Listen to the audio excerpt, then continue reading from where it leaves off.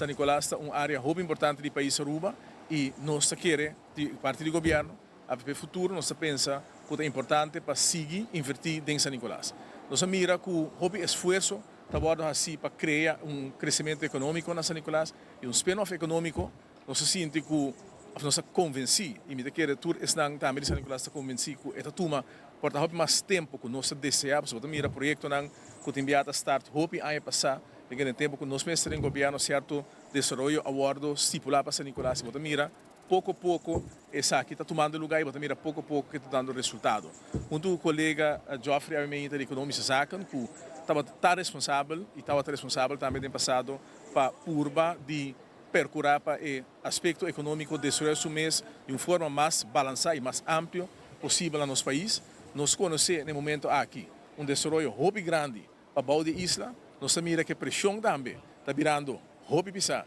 de parte para a e me está hobby contento que nosso colega está também em processo de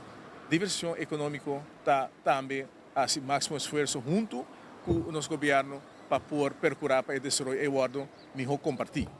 Nós também papel bem largo, mas que é muito importante para nós, para a perspectiva de DOE, nós aduna cooperação na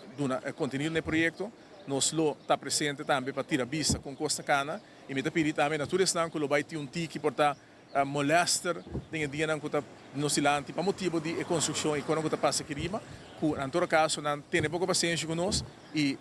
queda no caso que é vista que na final no momento que o projeto está completar que San Nicolás mais bonita que está no momento aqui e que o desenvolvimento que nós turque para San Nicolás um tiki mais cerca também de chegar a medida que nós queremos. Ora que nós a começar para formar governo entre o partido AVP Futuro, nós começamos a compartilhar que é a visão de dois partidos não para San Nicolás. No quadro aqui, o partido AVP compartilha conosco planos que no passado foram executar, maneira, por exemplo, Vierbansweg, restauração de monumento, Watertoren, Nicolas Store, também Carnaval Village. E o momento é nós explica a visão que nós temos para San Nicolás e nós reparar que tem uma alinhação, uma visão compartilhada para como nós queremos ver San Nicolás restaurar den sua glória, caminha com uma infraestrutura bonita, caminha com participação econômica, caminha com desenvolvimento econômico e caminha com o governo para criar infraestrutura e randvoorwaarden para a riqueza do país wordt também distribuída em área aqui para turismo por bem back de Pariba e comércio também sinto que o governo está investir e para pôr partnership entre o governo e o setor privado para revitalizar Full San Nicolás.